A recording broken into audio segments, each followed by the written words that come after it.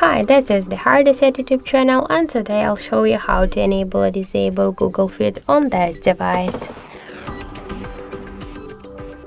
How to do that? First, we can see that the Google Discover is activated on our device. If you want to turn off this option, you should hold for a while the free space on your home screen, then slide to the right side, and to turn off Google Fit option, you should tap on the switcher. Now it's turned off, so tap to the home button. And now we can see that this option successfully turned on.